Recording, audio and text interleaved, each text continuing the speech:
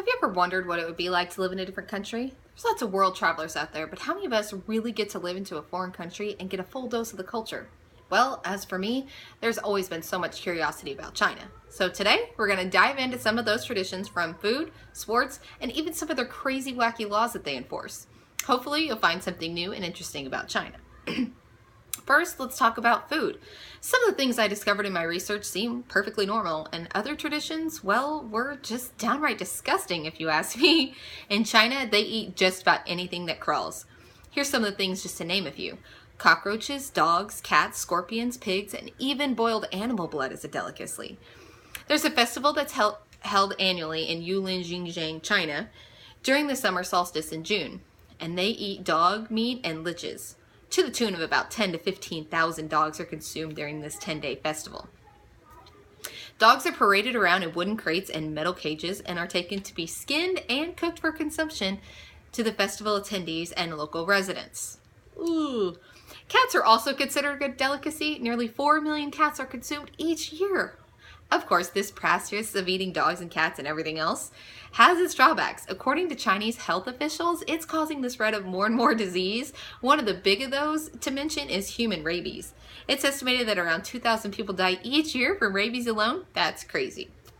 But there's good news too, just in case you ever find yourself traveling through China, because they also believe in everything being fresh. You'll find what they call wet markets on just about every street corner, supplying fresh fruits, veggies, meats, and baked goods. Now that our stomachs might be turning just a little bit, let's move on to our next topic, sports. So, I was curious, are they just as crazy about sports as we are here in the States? Turns out, they are. Well, just like here in America, where some of us live and breathe sports, you have just the same in China. Let's start with China's national sport. It's ping pong, which is a sport dating back to the 1800s. I thought was interesting. Really, China's domination in the sport began in 1959 when a Chinese man named Zheng Kutan took home the title for China in the World Championship, and they have held the most wins than any other country. In fact, they've been the most successful in Olympic tabletop tennis, winning 53 medals since 1992 alone. But let's talk about what the sports fan liked the most, which is football, aka soccer. Which is probably no big surprise to most people because most countries are bananas over soccer. This is just one of the top tier sports in China. In fact, the Chinese even claim to have invented this sport. But of course, I could find nothing to back that up.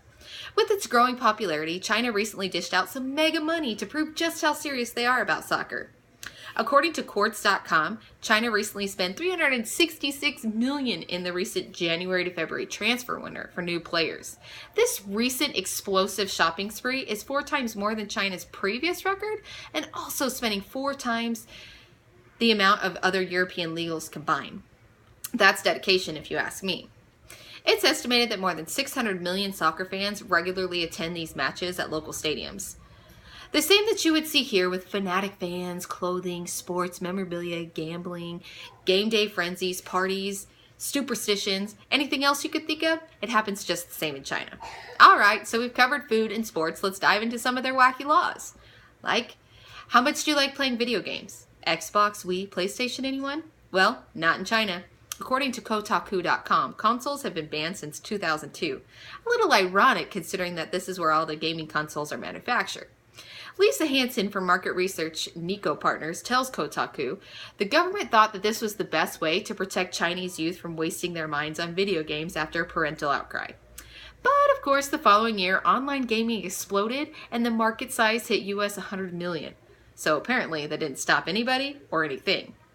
Another is China's capital punishment laws. China leads the world in the highest number of executions.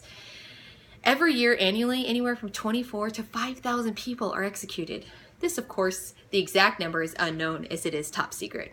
There's currently 68 crimes that keep you eligible for capital punishment, most of which come as no surprise, like violent crimes, treason, but there are a couple interesting ones like flooding, breaching dams or dikes or waterways, or theft of a firearm, or, believe it or not, company executives get sentenced to death for committing fraud.